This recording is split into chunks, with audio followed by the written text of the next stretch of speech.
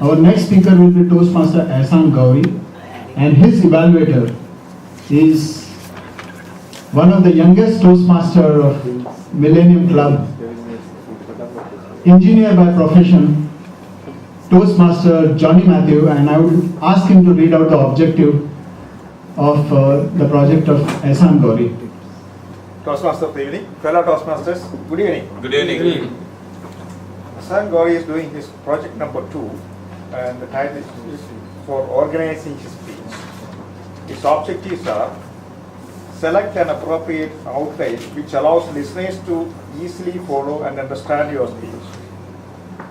Make your message clear with supporting material directly contributing to the message. Use appropriate transitions when moving from one idea to another. Create a strong opening and conclusion. Over to you, question. Toastmaster Ahsan Ghori is working for Bureau Veritas. He is happily married with 3 children and he loves to play tennis. So let us see today what he is going to offer in his second project. Let us welcome Toastmaster Ahsan Ghori.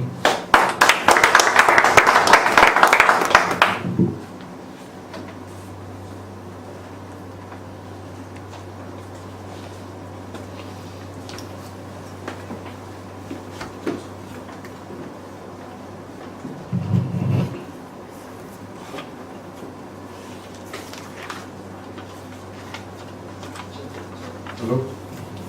Clear? Hello? Audible?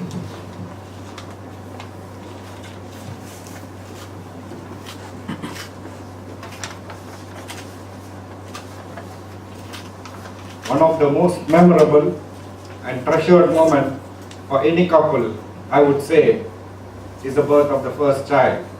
As the due date arrives, the anxiety level of the couple increases day by day.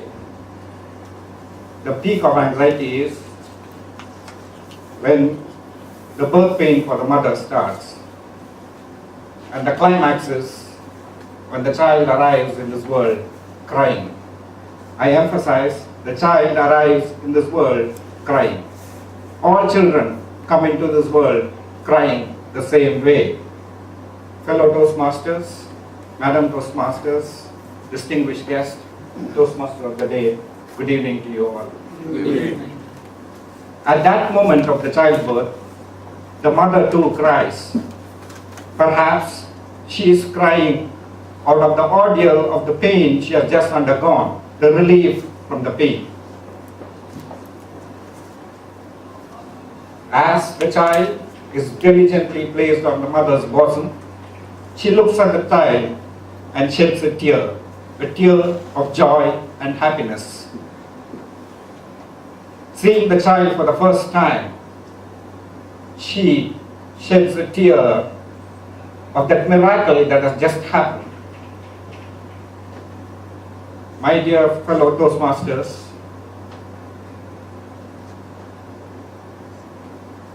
the crying is an emotion, is a reaction of a complex emotion that our body undergoes.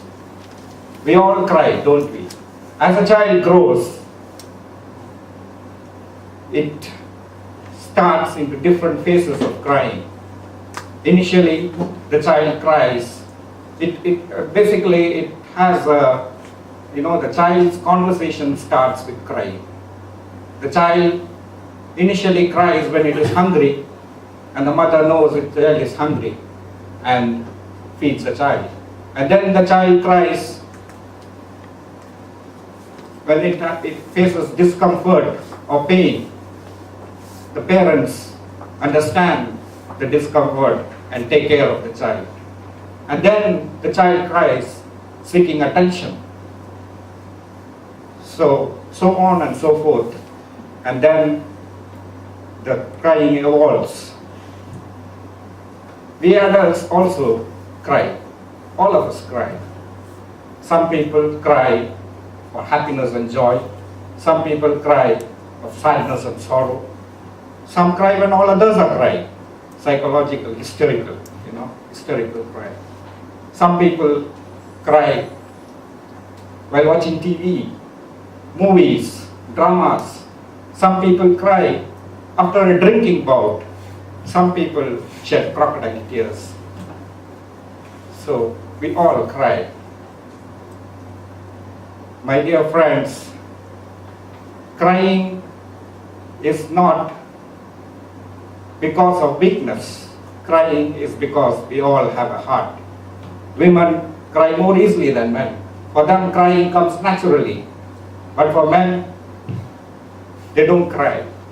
They don't want to cry, or they don't want to be seen crying, because they think they are the providers and the protectors.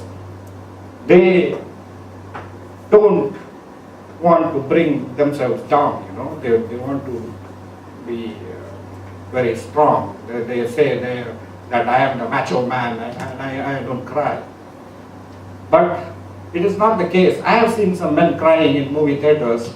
They look here and there, and then they take the tissue and wipe the tear off, and then hope that nobody has seen them. They don't like to be seen crying. But it is not so now. Haven't we seen the famous tennis player, Federer? He cried out after losing the Australian Open in front of thousands of spectators and perhaps millions of fans watching him on TV. He cried out in the open, not behind closed doors. Well, now let me narrate an incident in my life so that you can understand how important crying is. 13 years ago, my wife was pregnant with our first child. Like all couples, we too were too excited and awaiting the arrival of the baby. And my wife was in India and I was in Abu Dhabi at that time, and I was waiting for that call.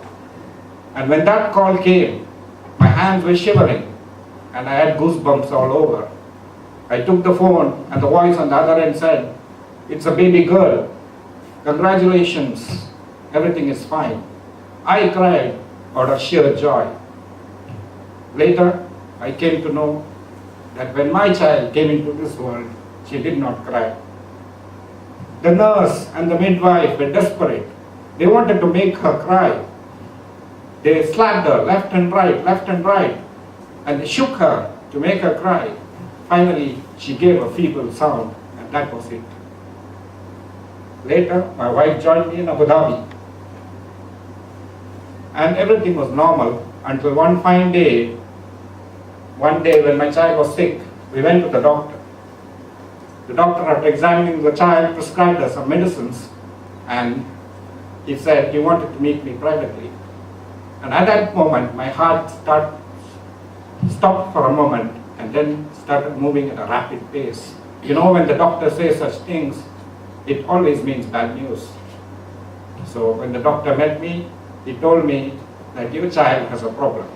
I said, "What problem?" He said, "Your child has a developmental delay. She has Down syndrome." At that moment, I was just staring at the doctor.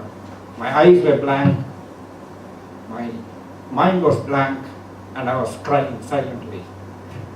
And at that moment, I know when the child comes into this world, it has to cry. If it doesn't cry, it means three things.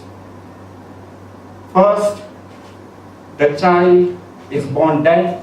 Second, the child is born abnormal. And the third, the child has swallowed in a lot of fluid. My dear fellow Toastmasters, when a child comes into this world, it cries. And when the child leaves this world, when we leave the world, all others are crying for us.